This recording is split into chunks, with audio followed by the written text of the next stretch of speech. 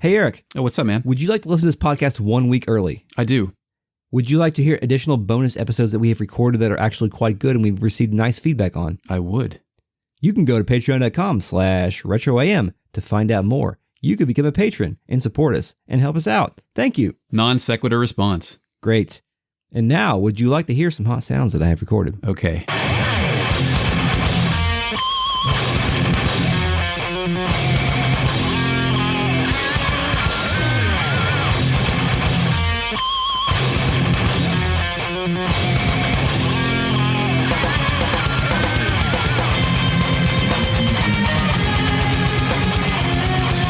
Welcome to Retrograde Amnesia, a comprehensive podcast about Xenogears, where we extrapolate the unextrapolatable elements of this video game until we tear a hole in the fabric of time. My name is Chris. I am joined tonight by my Xeno expert friend Eric. Yes. We're not Xeno experts yet. No, I don't think we ever will be. Once we finish this podcast, we will be, not because we're smart or intelligent or insightful, but because we have so many cool people that have given us fun facts along the way. We'll be able to out-knowledge any of our friends in Xenogears lore. Yes, exactly. With the exception of speedrunners, I did not know that JRPG speedrunners existed prior to we starting. You never watch Awesome Games Done Quick, Chrono Trigger runs, or any of that stuff? No, I mean, I've watched it, but I usually focus on like Metroid or Mario or stuff. Yeah, that, like, stuff that's easier to watch in bites. I did watch somebody do Dragon Quest or Dragon Warrior 1, and he was explaining how he manipulated the RNG and stuff like that. Yeah. To like basically get to the point to where he knew that he would land a critical hit on a metal slime very early in the game and shoot his levels up and be able to do all kinds of cool stuff. And that was my first exposure to it, but I didn't know that you could do it in a more complex JRPG like you can with this game, with Final Fantasy VI.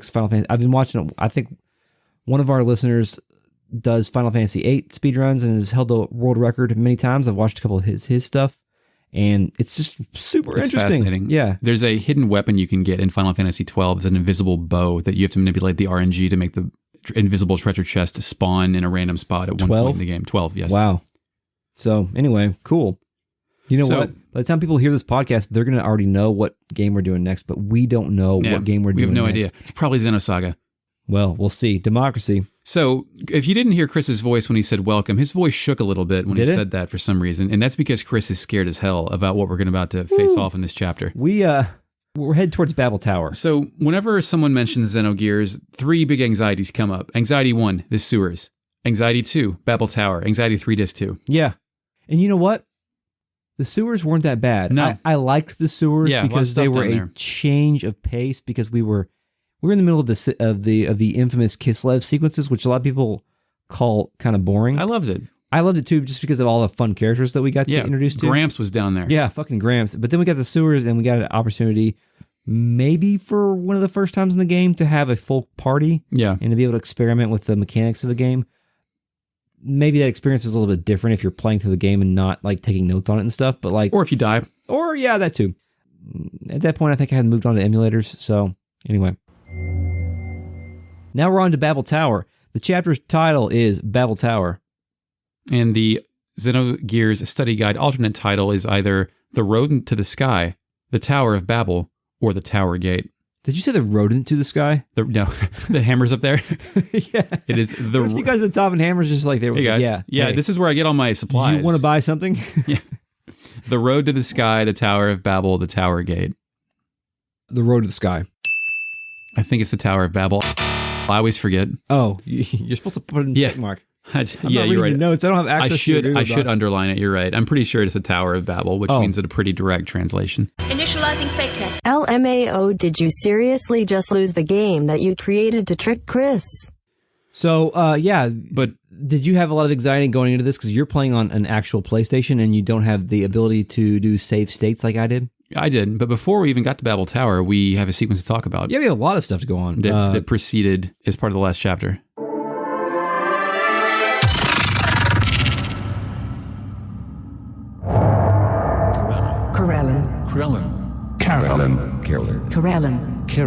Carolyn. You're back. Well, find anything, Carolyn. Yes, I have obtained a colony of nano-machines. How unsound. In any case, is the M project proceeding as planned? We need superior bodies and servants. We've spent far too much time here. We can't afford to mistake the ultimate destination of this new civilization. They exist because of their mother. You've betrayed your mother, your creator, just to sustain your own egos. You have no right to speak so. That was foolish. That was the past, when we were trapped in that cursed flesh. But now it is different. I'll take no orders from you. You have lost that flesh long ago, and now reside in the Soul 9000 as data. Did you forget who revived you in there? What may be an eternity to man is but a moment to a god. I have no need for hesitation.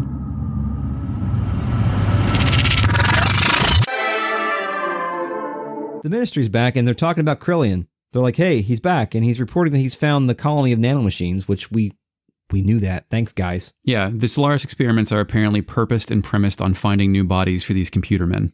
And they say that Krillian is holding the keys and keeps all their shit in check. But Krillian, who actually appears here, implies he won't take orders from them. He may leave their asses in the Soul 9000 as their only data. Yeah, he says something about they've betrayed their mother.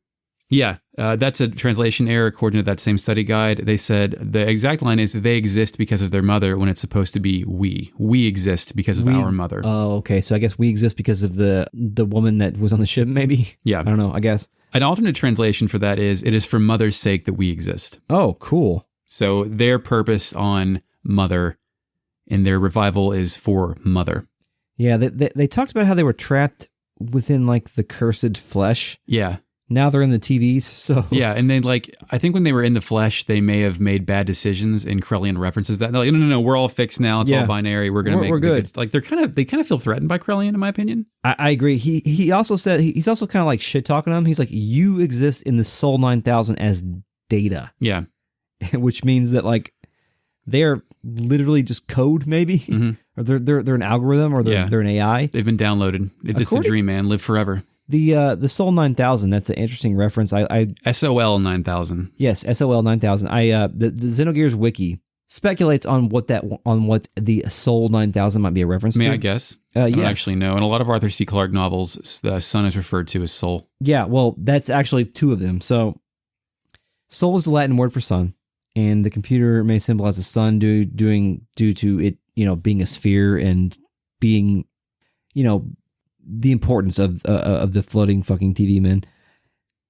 Alternatively, it may have been taken from HAL 9000, the infamous main computer of the USS Discovery from Arthur C. Clarke's 2001 A Space Odyssey, which is also a film. That's a trip. I'm sorry, Dave. I'm afraid I can't do that. Yeah, that seems to be the most likely. Patrons would know about the connection. Yeah. To Tetsuya Takahashi and Arthur C. Clarke. They used to hang out. No, he likes his books. They used to hang out. No. Jesus. Another possibility is that the Soul 9000 satellite weapon. Is that real? Is a reference to the fucking space laser from Akira.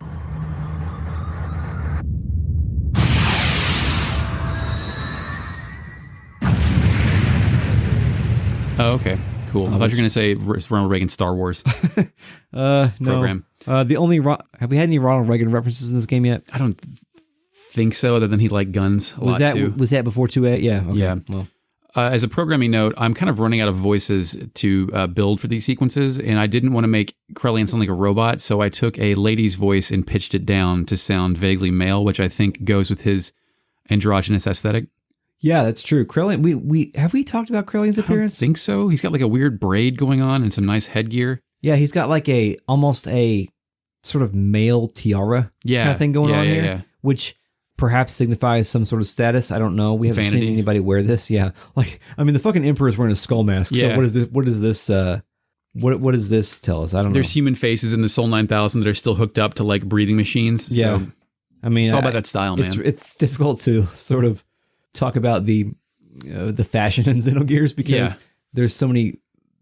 I mean, you have the people from Kislev, you have Faye and Citan who are wearing these like Eastern sort of inspired stuff, and now you have this fucking shit. He looks almost Roman, like Caesarian. Yeah, he's blonde hair. Yeah. Yeah. That's it. I'm on the Yggdrasil wandering around. And to talk about, we are doing some Yggdrasil right now. We've got a lot of good quotes from some people. Doing the ship. Doing this stuff is maybe some of my favorite stuff we're doing lately. It's one of my I don't think I ever, like, I think I just gave up on doing that when I first played this, and now I'm checking in. Mass Effect has trained me to see what everybody's got on their mind. That's true, and you back then you wanted to see what's going to happen next, so you're like ready to go. Yeah. But now we're like, oh, let's see what's going on. I don't give a fuck about you, Mason. Did you talk to the doctor? Yeah, the doctor, what did the doctor say? By all means, Eric. Listen, you've only been checking your weight. Do you want me to examine the inside for a change? Early detection, early prevention is important, you know, and then presents no option to do any of this. So, okay. Specifically, do you want me to examine inside for a change? Is the doctor being... She's putting her fingers in her butt. Thorough or horny? Horny. Okay. Well, I don't know if necessarily... I think curious. I don't know if it's like a sexual thing. Or is her obsession with viscera a sexual thing? Yeah. I mean, maybe she's moved on from blood to poop. As we all do in our lives. Moving on. It's like whatever you're into. Okay. Maybe combine both of them. Blood and the poop. That's all I got. That's all I got for doctor. Okay, did you stop by the Margie Choo Choo room? Yes, I did. Choo Choo. Can I read it? Yeah, I don't even write Choo Choos down. I just want you to do it. I'm in charge of all the Choo Choo lore? Yeah, you're Choo Choo man. Okay, thank you. Choo Choo says, I admire Primera. She's only a child, yet she has been through so much. But then, you look at me. I'd better start to get my act together. And that's what Choo Choo says. What I want to happen is after Choo Choo says that again, which again, great line, I'm delighted, but I want, like, when I pretend to be the characters, I want Faye to pick Choo Choo up, Choo Choo's like, what, a 1.5 tall? Oh yeah. Tops. To pick Choo Choo up by its ears and say, who the fuck are you? Where did you come from? Nobody's asking these questions. Yeah, that's an important question. Why can this talk? Do you sleep? Do you need a bed? Why are you so warm? Yeah. Like, well, I imagine... What do you eat? You just touch... It's just a big jelly thing. Do you have organs? Perhaps we need to examine inside Choo Choo. Yeah, cut it open. Shuffle Choo Choo to the doctor and let her take that thing apart. Yeah. Put it back together. It's just down the hall. Like, I know there are more nefarious creatures on board the Yggdrasil right now, but I think if that was my first time, I have a profound mistrust of Choo Choo. It's too cute to exist. It's cute. It's Choo Choo. It's going to deceive you. So, yeah. So also along our journeys, I've also been providing the lowdown on the gears along the way. Yeah. Last time I went to go get the lowdown on the Ren Mizuo. Yeah, I told you to fuck off, right? They told me to fuck. They did not have enough information. I have the information now. They've run some tests. What do they have? Yes, we've run some tests on the Ren Mizuo, I guess is what it's called. Yeah, that's correct. I don't know if all this is verbatim, but here's my information. Although it looks like an Ethos type gear, inside is entirely Solaris type. Since it is for Etone use, that stone character most likely brought it here directly after its creation in Solaris. But because of that, its capabilities are really impressive. Especially those anti-Wells revolver cannons equipped in both arms. They are very destructive. There's a little more, but that's the gist of it. Cannons are indeed destructive. This is our first projectile gear, right? Yeah, I love... Well, Ellie's air odds, but you know. I love how, like, Billy's, like, especially when he's in the gear combat, when he's just, like, pulling shit out and shit's rotating and he's being all dead woody. Sure, why not? Gunslinger. Yes. Clint Eastwood. I upgraded my gears a lot. Yeah, Sigurd makes a point to tell us that the gear shop has all new parts for all of our gears where we can spend all of our money, which is what I did. I kind of wish I had some additional foresight because I upgraded everybody's gear when you only use 3 people for the next big dungeon of the game, and I'm betting there's more new gear parts after that. Yeah. And I still upgraded everybody, which is a huge waste of money. Yeah, I did 3. You did 3? Yeah. But you have, I think, one important decision to make. Usually it's just buy the most expensive thing. Yeah. But you can buy an engine this time, I think, that either gives you high output and low fuel or high fuel and low output. Yes. I think the right decision is the high output, low fuel, because you end up, it's more efficient. Yeah. Because there's a lot of things you can one shot. It's more efficient unless you miss. And you keep missing, which happens to me all the time in this video game. My particular strategy here was, because I had Faye, Bart, and Billy. And I bought the high output, low fuel for Billy and Bart and had the other one for Faye. Because I don't know if this is true, but I figured that Faye was probably had the highest stats, so he may be able to hold his own more with the lower output. Sure. Before we actually break into Babel Tower, did you talk to anybody else on board? Not on the Yggdrasil. I talked to Mason. Oh, yeah. What's he got to say? He said, my, hasn't it gotten lively around here? Oh, yeah. I did see that too, yeah. And I think it's funny because in the corner, Jesse's just bullshitting with the Shavat person at a table. Like they're all just hanging around Jesse's talking. just getting drunk, trying to put some moves on. I don't know what gender the they don't even give that person a name. Yeah, poor person. Also, I don't think Jesse cares about gender. Just putting that out there. He'll sleep with anything. Look at that guy. Well, I mean, his statements about the guns makes me think. Oh maybe. yeah, probably a bigot. Yeah. I don't know. I mean, it's possible. I don't know. My dad's a Democrat and also a gun owner, so whatever. That happens. Hunter S. Thompson. So, yeah. Did you? So, I know that our mission here is to go to the Babel Tower, but did you go to the Thames? No. Did you? Yes, I did. And there's nothing good there. I didn't explore everything, but I found one. I found one nugget which made my entire trip worth it. Who said it? Hans. Okay. Hans says, like the captain said something different too, but he's mostly. Was the captain like, are we good? Are we going to get attacked again? What's up? It's mostly incidental. The captain's like, yeah, we're moving on. Basically. Okay. So, but Han says, since our work with the ethos has deep dived, we've lost our porpoise.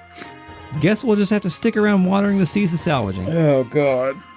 Lost our porpoise. Yeah, that's good. That is in English. I bet you that wasn't in the Japanese version. No, because you can't do... I mean, they love puns. Man, I love, some of my favorite things in my sort of fandom of anime over the years, especially back in the day when I used to get like real bad fan subs on VHS tapes off the internet. Yeah. Well, not like you would buy the tapes off the internet. Yes, I would send a person a money order and hope they would send back a VHS tape. Yeah, it used to take like an hour and a half to download a 3-second pornographic video. Yeah, so this was back in that time, and they would send you these things, and a lot of them would be done literally. And there is a particular character in Dragon Ball, Kaio-sama, aka King Kai, who is a big fan of puns and jokes, and they would just translate all the puns that he loved in Japanese literally, and they made no fucking sense. A subtitled version of Dragon Ball Z that appeared on Hawaiian television in the 90s, early 90s, there was a pun or a joke that was translated simply as, I'll tell you the secret of snot nose on the nose. And throughout my entire life, I say that occasionally and just get looks. Yeah, just tell that to your kids so they say it at school one day. Oh, no, my kids would love that. Great. Yeah. I have kids, and one of them earlier was telling his brother that he's going to poop on his butt. So hell yeah, dude. I poop on my butt every day. Yeah. Gotta get that shit off. He told his brother that he's going to poop on his butt.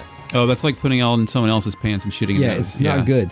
I was like, don't say that. Anyway. So Hans's line was good, but I was kind of hoping you were going to say, he was like, so do we still get paid? Because the job's over. Ethos is gone. Do we ask you for money, Billy? Or like what? We did take all of Stone's gold when we killed him. We did, yeah, that's right. But we instead we give it to the gear shop of the Yggdrasil that we're on. Yeah, I don't think there's a live economy here. Nope.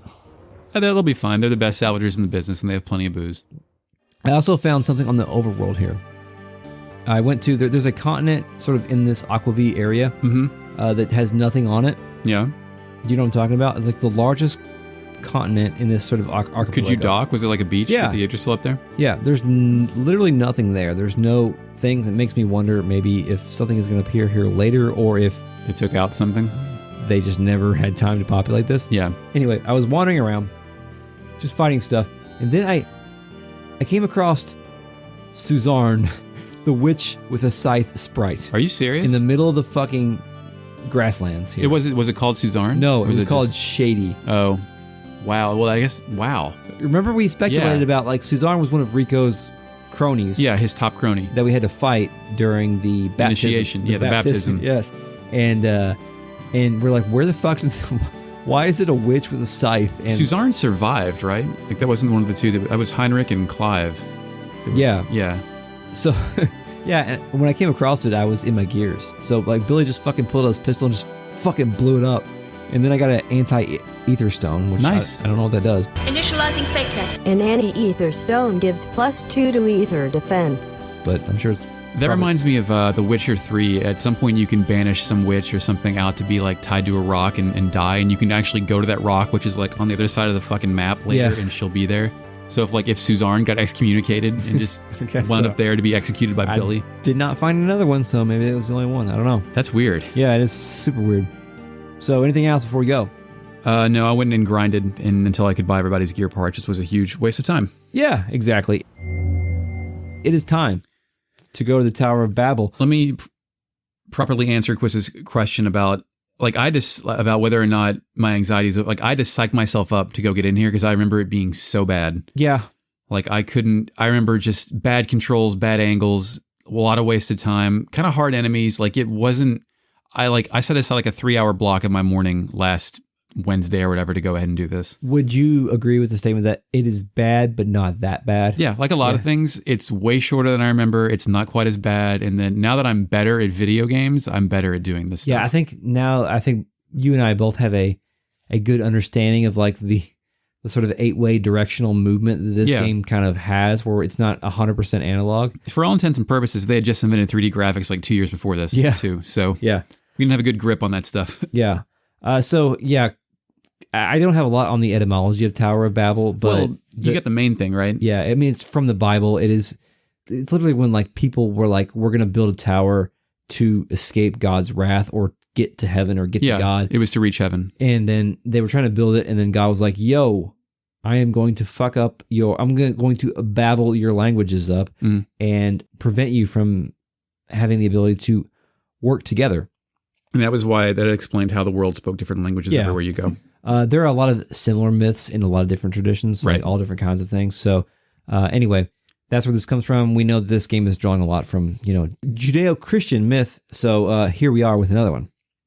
So you get there and it's like this fucking windy and it's dirty, it's rusty. Yeah, it looks like shit. It's like, how are we gonna get this fucking gate open? And the gate just opens. Yeah, because the past couple of times we were here, like lightning struck and we couldn't go in. And so it's like, what's changed?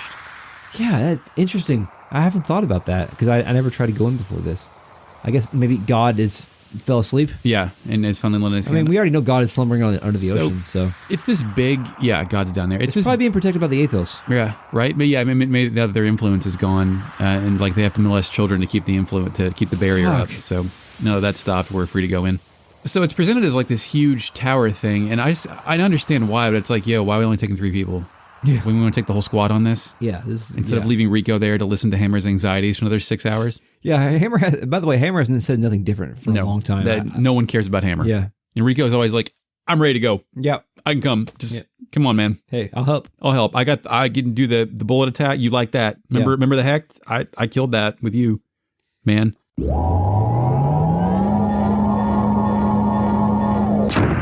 So it's dark in here when you enter, right? It's dark in here, and the musical track here is Omen. So yeah, we get to Omens and Omen. Omens. I wrote an Omens. I don't know. But we haven't heard this track since Old Man Ball spilled his guts, right? Pretty sure. Yeah. This is another Kingdom of Zeal evocative track. Ominous foreshadowing. Yes, indeed. I think it's interesting that it's being used to highlight a dungeon because a lot of our dungeons so far have been totally silent or like ambient noises. Yeah. Diegetic stuff being piped in. That's interesting that you say that because I felt like we can talk about the specifics as we go, but I felt like this whole tower itself is sort of an omen of what's to come because it's not just a tower, and we'll talk more later. But we can't reveal what it actually is in this episode, right?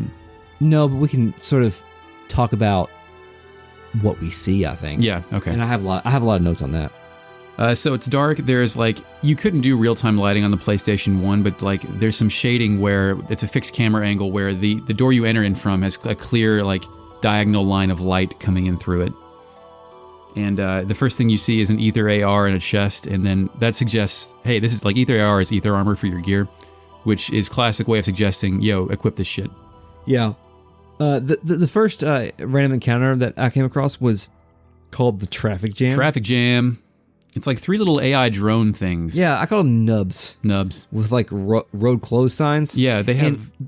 Is that what it says? Because there's some kind of kanji on the sign, right? Yeah, there is literally a Terrarian language that is written there. Yeah. It appears to be... I don't know what it is. It looks like it's probably Japanese or Chinese characters on there, so I don't know if that's just there so that people that are playing the game can read it, or if it's like... What if the sign just says, equip Ether armor? Yeah.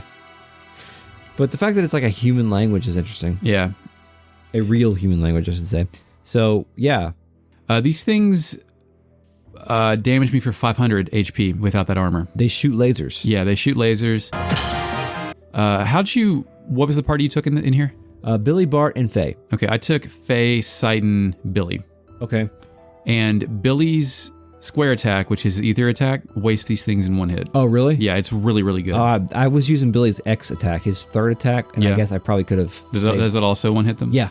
Okay. Bart, and at this point, Bart and Billy, because I gave them the stronger output engines, they were one-shotting them. Faye. Okay. You know what? Not. Citan and Faye, because Billy had my big engine, and Citan and Faye did not one-shot them. So maybe it wasn't a Billy thing, maybe it was an engine thing. Yeah. It's a possibility. But yeah, these are kind of annoying. I guess every battle takes 2 or 3 battles, and that's all I faced on this first floor. You can't run from them. Yeah, oh yeah. In the entire first floor of the Babel Tower, you cannot escape. You cannot escape anything. You're stuck. It's only these like roadblock guys. The other things that you encounter later, you can run from. Yeah. So it's like one big pipe with a few like off to the side options where there's treasure chests visible, and you can also fall off into water and have to restart from the beginning. Yeah. How many times did you do that? A couple. Yeah. Save states. Oh, right. Chris is playing on the PlayStation Classic, which I recently got one of those and did all that stuff. I recommend it. It's a good interface if you can spend the 20 minutes figuring out how to add Xenogears to it. So yeah, you're just jumping from pipe to pipe, and it's pretty linear. Like, there are some offshoots. There's I guess the first major obstacle is the chain rope. It's the red chain.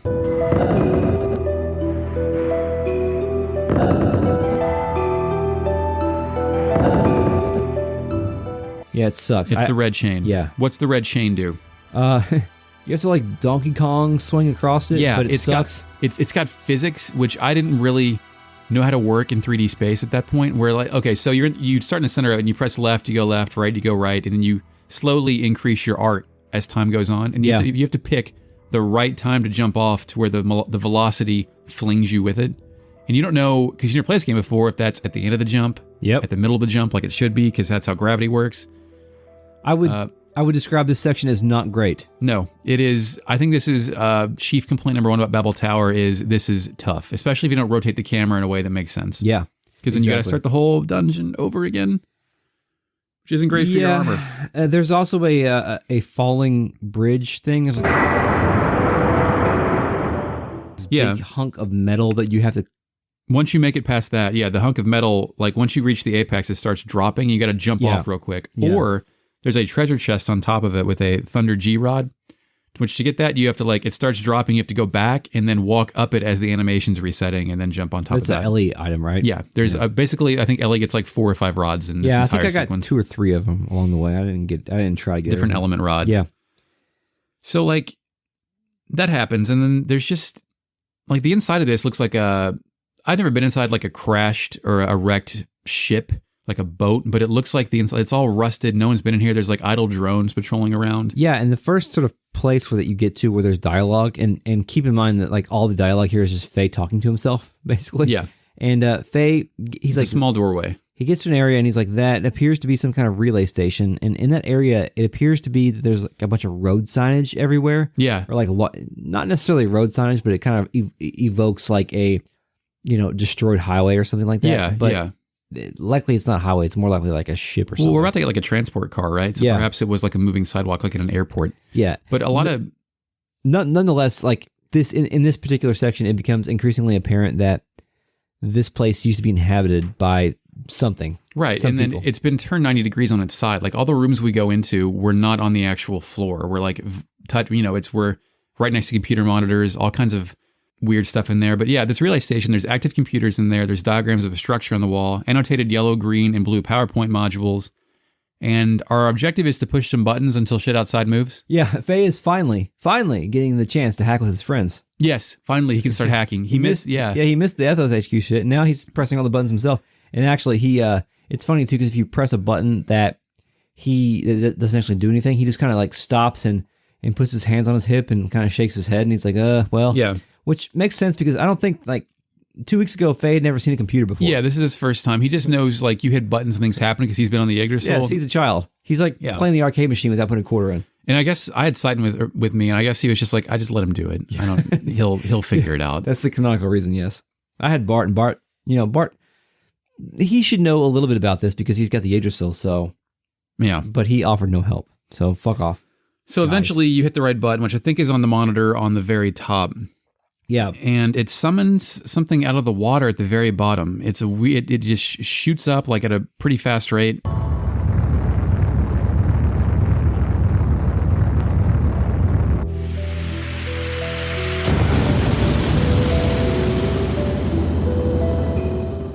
It looks like an elevator, but it's probably more along the lines of like an inverted like Disney the monorail. transport. It's the goddamn monorail car from The Simpsons. It shoots up, like apparently riding the side of the wall straight up. And it looks like it hasn't been used in a long time because it's kind of rusty, it's kind of messed up looking, and like the water is, in a pretty cool effect for the PS1, is kind of like steaming off of it. Yeah, exactly. Yeah, it's pretty neat. You get on there and platform up some boxes and stuff. I think I found a beam jammer in here somewhere. Yeah, there's an ether AR and a beam jammer. We also get on the second floor a new enemy called Conjurers. Oh yeah, those are those gears that kind of like do ether attacks. Yeah, they have a unique ether attack.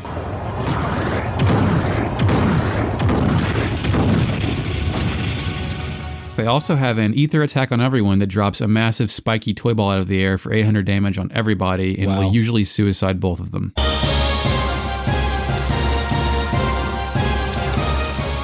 Like, they kill themselves with this attack all the time.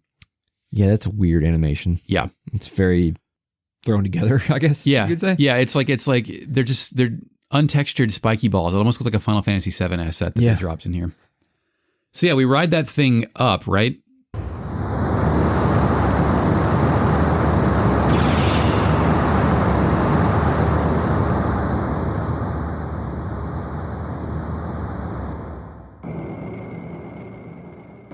And it goes up for a long time. Yeah, you've got to, I think before... Or no, yeah, before that, yeah. You got to get off, you got to get out of your gear and be tiny dudes and climb across the rail, hit another control room. Yeah, it's a room with Kino panels everywhere. Yeah. I don't know if I was going to get that reference. You found the driver's seat? Yeah. Which is like, the seat is inverted. It's like you're in the fucking space shuttle that's supposed to launch because it's pointing straight up. Yeah, you're going to get launched, man. They're going to put some G-forces in you for this shit. Yes. But yeah, the car shoots vertically up, the perforated tower, red sparks and shit come out of the back of it, and there's a noise we haven't heard before that alters its ascent.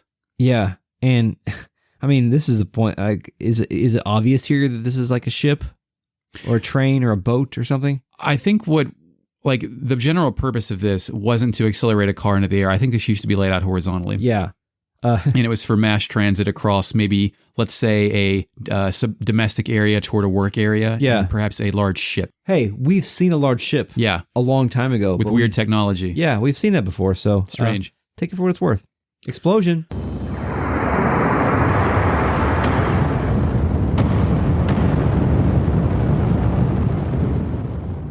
Yeah, there's like the ship goes on the outer wall of the tower, which is this bronzed kind of...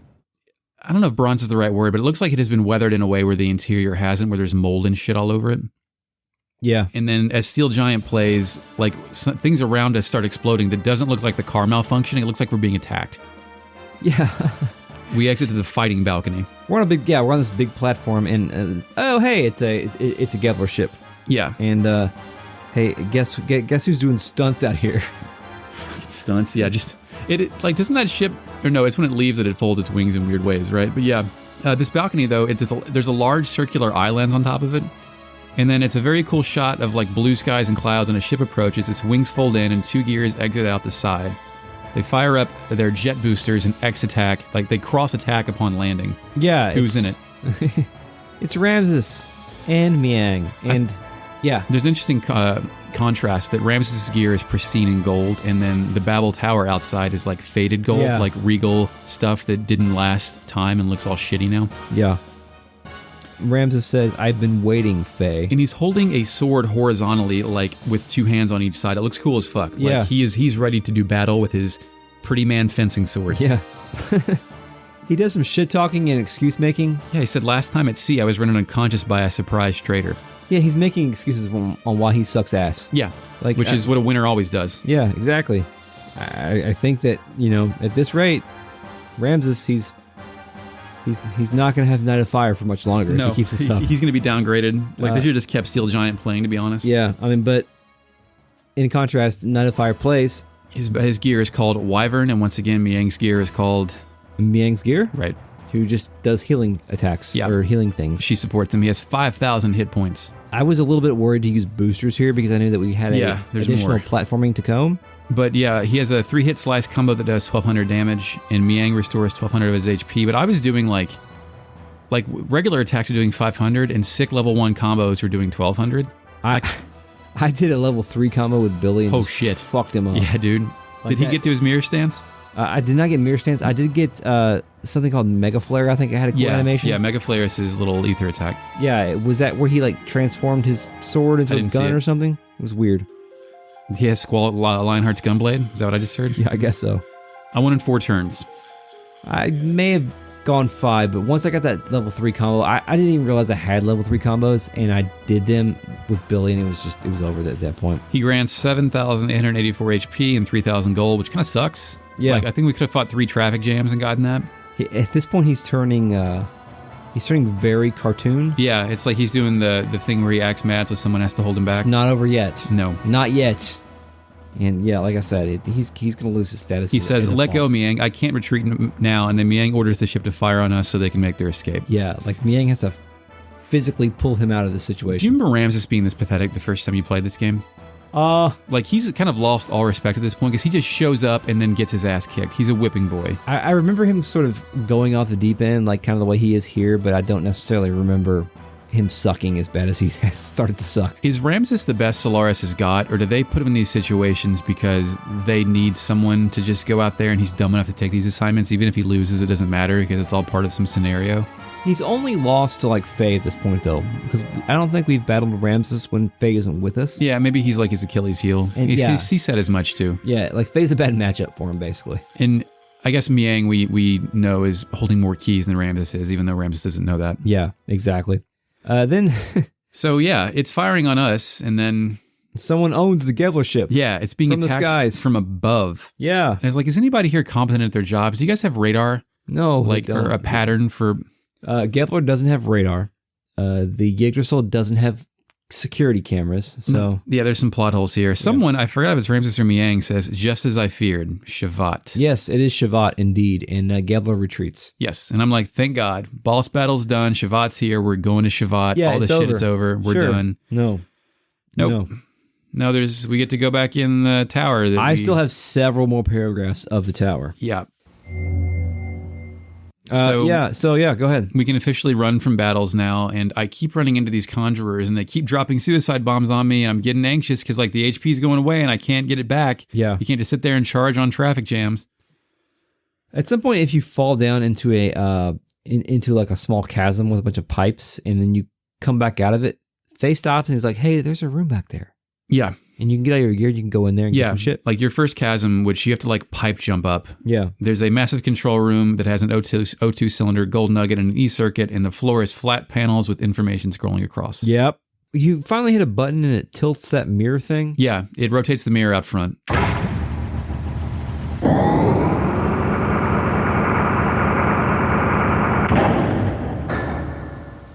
Does it do anything? I don't know.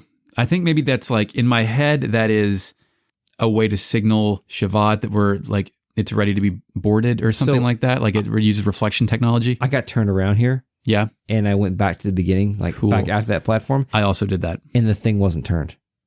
It was flat it was still out there? They didn't fix it? That's funny that it was, so like from that animation summons for that data, they didn't. Yeah, it maybe triggered something, but it's not apparent. So I'm not really 100% sure.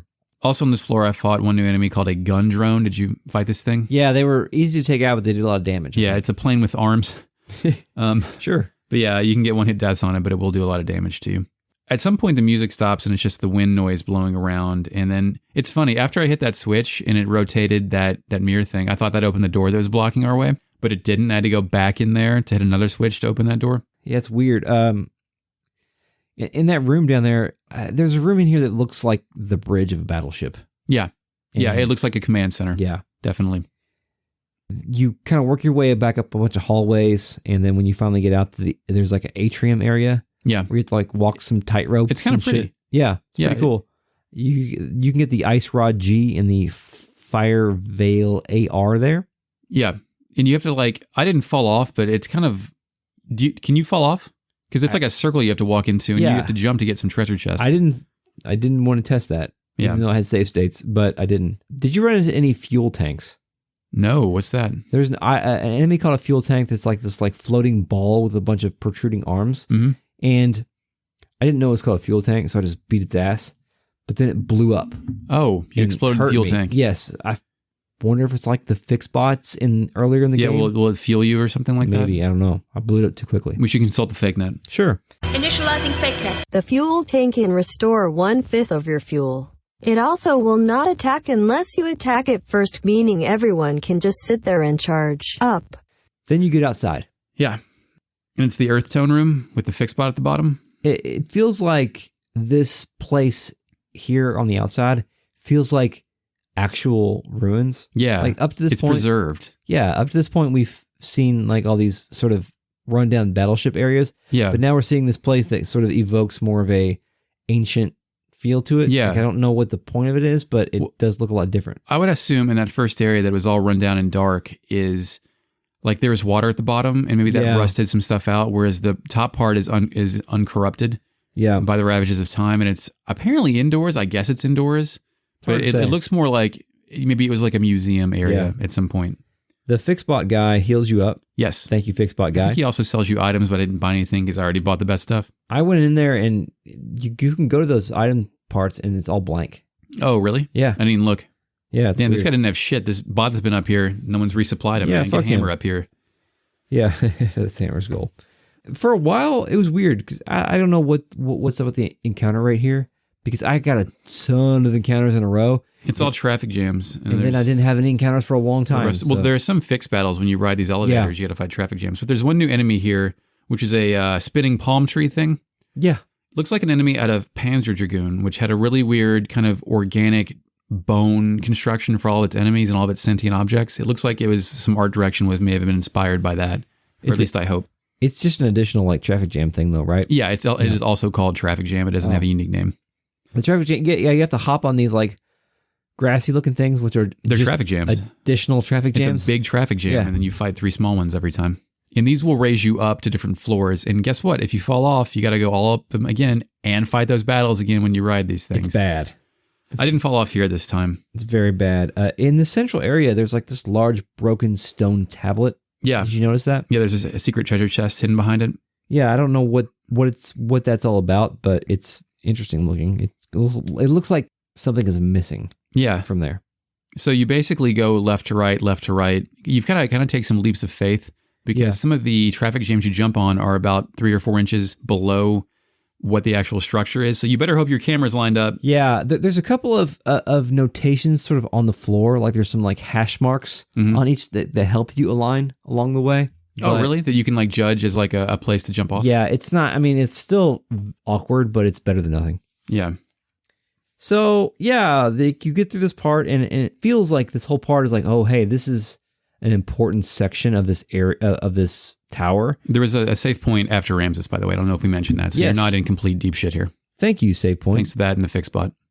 At some point, when you have to like land on these things from a high angle, it's like I wrote down it's big trash. Like it's not good. Yeah. Like if you fall, it sucks. But I mean, I cheated, so. Yeah, if Chris doesn't have to worry about falling, I'm playing for real. So, do anything else for this room? No, eventually you get to the top. Faye's got a great observation about the top. No ceiling. Thank you, Faye. Thank you. Thank you. No ceiling there. Yeah, then it's time. Hey, guess what? It's been a while since we've been introduced to a new mystery character, and now we have a mystery character named Mystery Girl. A massive gear approaches. Huge black gear. Is it black or does it have Weltall colors? Well, yeah, it's kind of some red and blue highlights in there. Yeah, kind of. It's kind of an off black, a slightly lightened black.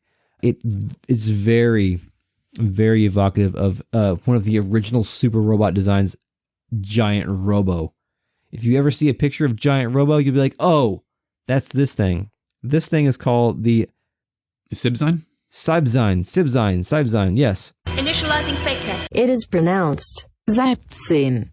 Well, yeah, Mystery Girl says, from here is Shavat's territory, not a fireplace. And she has a curious statement. It's not I'm going to fight you or be gone. What does she say? Many people have tried to get in, but Sizebon and I removed them. And she says, get ready. Yes, get ready.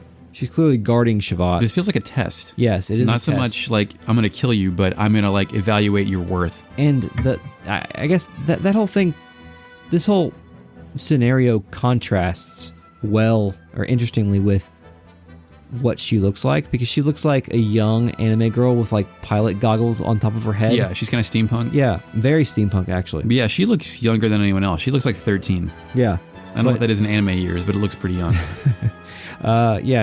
We definitely got to Night of Fire this one out. Yeah, Sibzine, sure we'll get the Fake Knight to help us pronounce that. Dude, I just told you it was Zaptsin. Has 6,000 hit points and has a move where it restores 400. Yes, it is awesome. Yeah.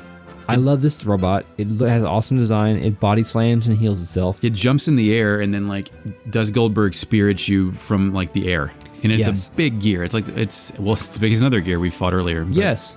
Also, if you invert the E and the I in Sibzin, it is German for 17. Cool. Perhaps inferring that the Seisman is the 17th version of this design, maybe. I don't know. Oh, wow. That's what the Xenogears wiki speculates. It's a good guess, considering there are more than 2 of these things. Yes. I tried out the technique with Faye called Yin Power. Oh, yeah. What's that do? Takes my attack up and my defense down. And that applies to his gear as well as him? Yeah, I guess. Cool. Okay. Did not do any math to test this out, but probably. I would like to think the game wouldn't let you cast pointless spells in the midst of battle, but then again... Well, yeah, maybe. Also, I got some level 3 death blows off with Bart. He has a level 3 death blow in his gear called Twin Snake. Which, this is the second time that in as many episodes of this podcast that Bart has referenced Metal Gear Solid. So, thank you, Bart. Without knowing it. Yeah, without knowing it. Before it was even out. Twin Snakes was GameCube version, right? It was a remake of the first one, yes. Yeah. It was dumb. Yeah. Had some Matrix cutscenes. Yes. So I won this fight pretty easily. Yeah. I think because I upgraded all my shit. I don't know if it's actual strategy or I just bought the best parts and kind of brute forced my way through this stuff. Because I didn't even do any magic. I just did level 1 death blows over and Wild over. Smile, that's about it. Yeah. Wild Smile is good if you brought Bart. I love Bart. So like you win, you get 20,000 XP, 10,000 G, and a heavy alloy. And then a voice comes out and says, "That's enough, Maria. Bring them in." Oh, this is Maria. I think we're looking for somebody named Maria. Yes, weird, huh? Her name's Maria. What are the odds that we'd encounter the one person we're trying to find? We're also looking for a unique gear, and this gear appears to be quite unique. Although we've kind of seen it before. Maria says, "Yes, Queen Zephyr." Yes, I have no recollection of Queen Zephyr whatsoever. So it's funny. I do because I had to talk to them when I set us up for our live stream. Oh. Wow. Cool. Yep. So finally, we're going to Shavat. We see the saucer up close, and it's very cool looking. It plays "The Wounded Shall Advance into the Light."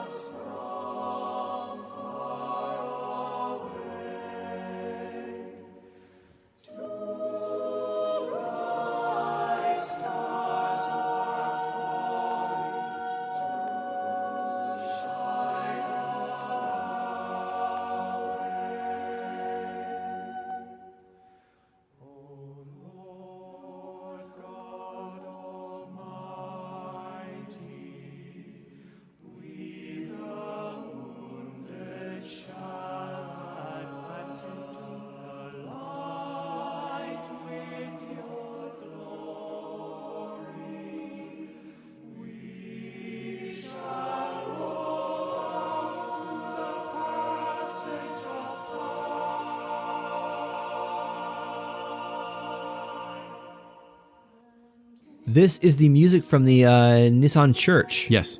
And is this choice incidental, or is there a reason for this music to be here? Because I want to say it's deliberate, but there's such a small pool. We've speculated in the past about how the Shevat and Nissan were aligned. Because remember, the Shevat logo or emblem or whatever is on the Yggdrasil too. onboard stuff. So that's a good point. Yeah, we speculated that these two factions are aligned in the same way that Solaris and like the Ethos were aligned. So perhaps that is deliberate. I have a logical question for you here that I've been thinking about. Sure. Is Faye the only person that previous to last week or whatever did not know what Shevat was? Like, we saw as a surrogate for Faye, we saw fucked up shit in the desert UFO, but is everyone else like, oh yeah, no, that's Shevat, we can't go there. I heard Babel Tower, you can get there, but no one goes there, it's an island. Because no one else seems to be like shocked by any of this stuff. Bart was pretty shocked way back in like... Oh yeah, that's right. In Nissan when he first learned about Solaris. But you have to assume Bart never paid attention in school, right? Yeah, I mean, Bart also was like a captive during school, so we don't know what his situation was. He's a bit of an outlaw, he doesn't actually interact in society very often. Yeah, I mean, when Shakan took over before Sigurd rescued him, was he like a fucking, like, was he homeschooling him, or was he just like have him in a room? Oh, Bart was definitely homeschooled by Old Mason, I think. Before or after? Yeah, good point. His freedom. Good point. Maybe they didn't tell him about Shevat so they wouldn't question the logos on the Yggdrasil. No, but they didn't get to and then the new one. They didn't You're get right. the new one, yeah. So anyway. I just, like, at the point, you know, with my young mind, when I saw Shevat in the desert, I didn't ever think I'd actually go there. Where if you've played any game before, you know that at some point you see some shit like that, you're definitely going to go there at some point. Like, there's no question they're going to waste assets on something you never go to. Did you also notice that, like, there's a subtitle on the screen? When subtitle? What do you mean? When Shevat kind of rolls across the screen, there's a dialogue sort of appears below. It's not dialogue, but it's just it functions as a subtitle, and it says Aerial City Shevat. Oh, right. Yeah. Mm-hmm. And I guess Maria tells us that the queen is awaiting our arrival. Yeah, they drop the shield, and then Shevat docks on Babel Tower as the prophecies foretold. Yes. So then we get more Gazel. More Gazel stuff happens next. Yes.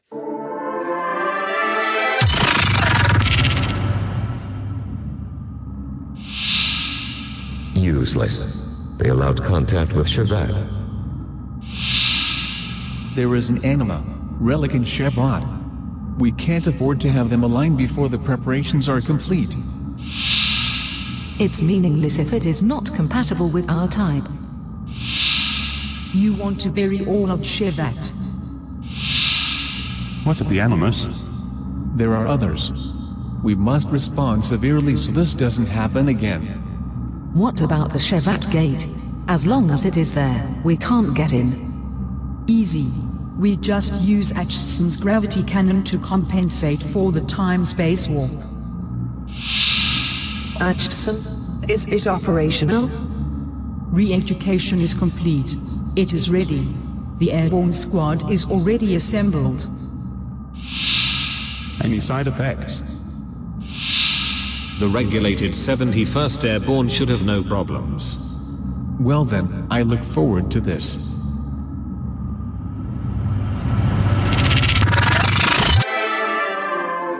Apparently there is a anima relic in Shevat, according to these guys.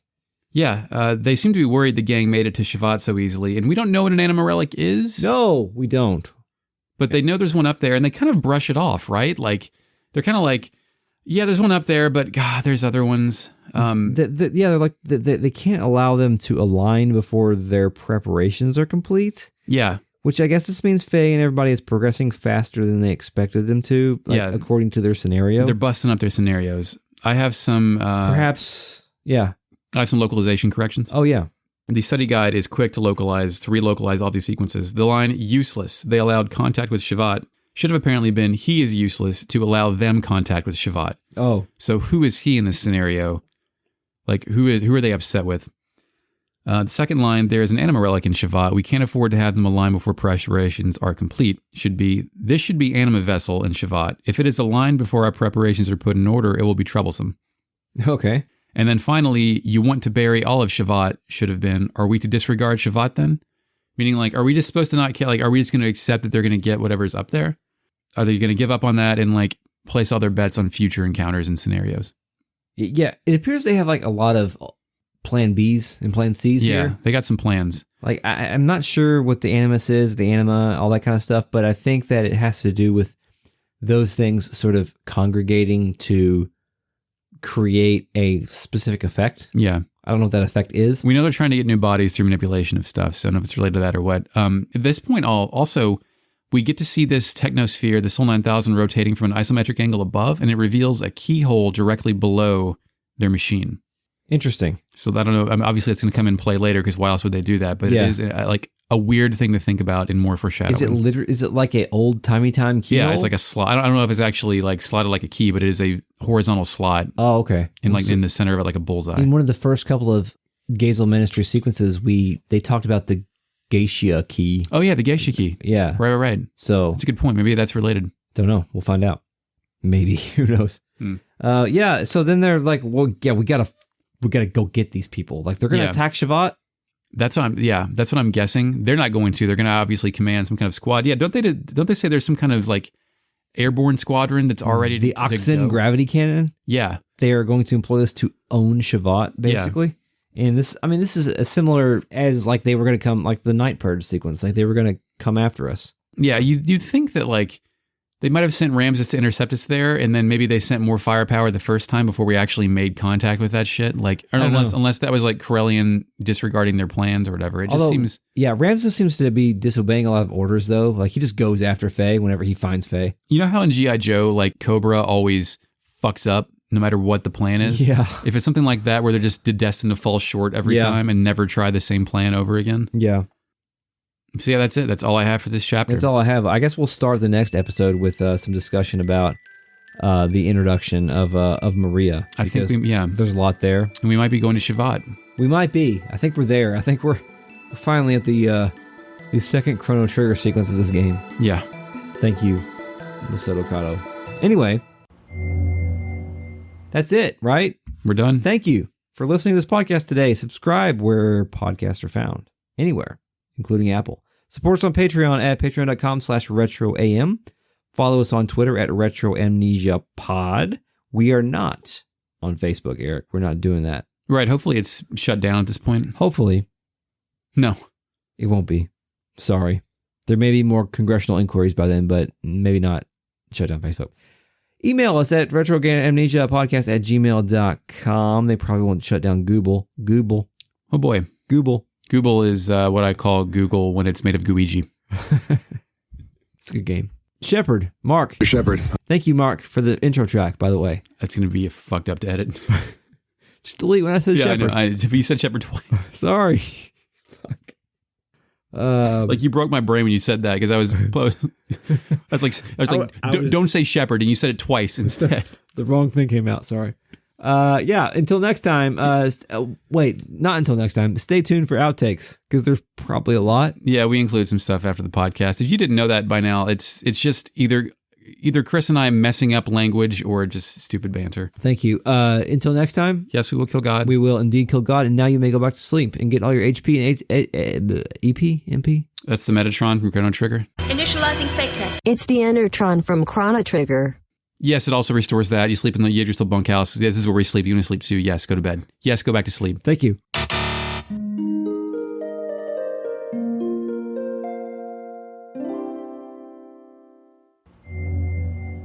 We're definitely going to get a full podcast at the Babel Tower, by the way. Yeah. Yeah, I wanted to make a reference to Bishop Stone having the last name of two of our good friends and how that fucked with us too, but that wouldn't really... I didn't think about the bishop part. Yeah. Yes. Or omens. Omen. Yeah. I just kicked the thing. Hold on. Sorry. Chris is leaving the podcast. Chris just said, fuck this. He kicked the thing, and I'm going to just solo the rest of this podcast. Man. Chris has got the bottle. I got a bottle. Daddy's got his bottle. Judeo-Tradition. Yeah, Judeo-Tradition. Steel Giant's playing. Did you say that already? Yes. Sorry. It's all right.